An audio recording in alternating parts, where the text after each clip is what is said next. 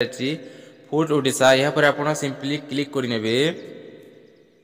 Click କରି ନେଇ ସାରିବା ପରେ ଆଉ ଗୋଟେ ପେଜ୍ ଏମିତି ଓପନ୍ ହେଇକି ଆସିଯିବ ଯେଉଁ ଫୁଡ୍ ଓଡ଼ିଶାର ଅଫିସିଆଲ ୱେବସାଇଟ୍ଟି। ତ ଯେଉଁ ପପଅପ୍ଟି ରହିଅଛି ଏ ପପଅପ୍ଟିକୁ ଆପଣ ସିମ୍ପଲି ଯେନ୍ ଫିଲ୍ ଅପସନ୍ଟି ଅଛି ଫିଲ୍ ଅପସନ୍ଟିକୁ କ୍ଲିକ୍ କରି ଆପଣ କ୍ଲୋଜ୍ କରିନେବେ।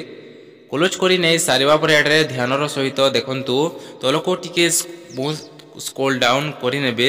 ଆହୁରି ତଳକୁ ଟିକେ ସ୍କ୍ରୋଲ୍ ଡାଉନ୍ କରିନେବେ। ସ୍କ୍ରୋଲ୍ ଡାଉନ୍ କରି ନେଇ ସାରିବା ପରେ ଏଠାରେ ଯେଉଁ ଟେଲିଫୋନ୍ର ଅପସନ୍ଟି ରହିଅଛି ଦେୟ ମୁକ୍ତ ଏଠାରେ ଆପଣ ଯେଉଁ ଲେଖାଯାଇଛି ଦେଖନ୍ତୁ ଏଠାରେ grsfoododisha.gov.in ରେ ଆପଣ ସିମ୍ପଲି କ୍ଲିକ୍ କରିନେବେ। କ୍ଲିକ୍ କରି ନେଇ ସାରିବା ପରେ ଆଉ ଗୋଟେ ପେଜ୍ ଏମିତି ହେଇକି ଓପନ୍ ହେଇକି ଆସିଯିବ। ତାପରେ ଦେଖନ୍ତୁ ତଳକୁ ପୁଣି ସ୍କ୍ରୋଲ୍ ଡାଉନ୍ କରିନେବେ। ସ୍କ୍ରୋଲ୍ ଡାଉନ୍ କଲା ପରେ ଦେଖନ୍ତୁ ଏଟା ଲେଖାଯାଇଛି ଗ୍ରିଭେନ୍ସ କମ୍ପ୍ଲେନ୍ ଷ୍ଟାଟସ୍। ଏଠାରେ ଯେଉଁ ଲେଖାଯାଇଛି ରେଜିଷ୍ଟର ଗ୍ରିଭେନ୍ସ କମ୍ପ୍ଲେନ୍ ଏହାପରେ ଯେଉଁ କ୍ଲିକ୍ ହେୟାର ଲେଖାଯାଇଛି କ୍ଲିକ୍ ହେୟାର ପରେ ଆପଣ ସିମ୍ପଲି କ୍ଲିକ୍ କରିନେବେ। କ୍ଲିକ୍ ହେୟାର ପରେ କ୍ଲିକ୍ କରି ନେଇ ସାରିବା ପରେ ଆଉ ଗୋଟେ ପେଜ୍ ଏମିତି ଓପନ୍ ହେଇକି ଆସିଯିବ। ଦେଖନ୍ତୁ ଏଟା ଲେଖାଯାଇଛି ରେସନ୍ କାର୍ଡ଼ କନଫର୍ମ ଲେଖାଯାଇଛି do you have a ration card. ତ ୟେସ୍ ଜାଗାରେ ଆପଣ ଟିକ୍ କରିଦେବେ।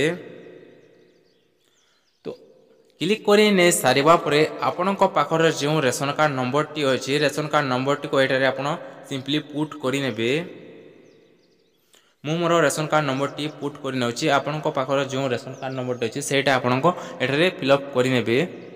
ରେସନ୍ କାର୍ଡ଼ ନମ୍ବରଟି ଫିଲ୍ଅପ୍ କରି ନେଇ ସାରିବା ପରେ ଆପଣ ଏଠାରେ ଯେଉଁ ଚେକ୍ ଅପସନ୍ଟି ଅଛି ଚେକ୍ ଅପସନ୍ ଉପରେ ସିମ୍ପଲି କ୍ଲିକ୍ କରିନେବେ।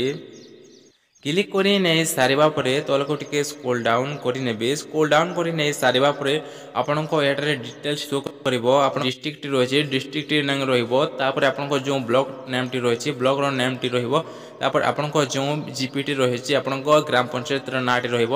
ତାପରେ ଆପଣଙ୍କ ଯେଉଁ ମୋବାଇଲ୍ ନମ୍ବରଟି ଲିଙ୍କ୍ ଥିବ ଏଠାରେ ଶୋ କରିବ। ଯଦି ବି ଆପଣଙ୍କ ମୋବାଇଲ୍ ନମ୍ବରଟି ଏଠାରେ ଲିଙ୍କ୍ ନାହିଁ ତାହେଲେ ଏଠାରେ ଶୋ କରିବ ନାହିଁ।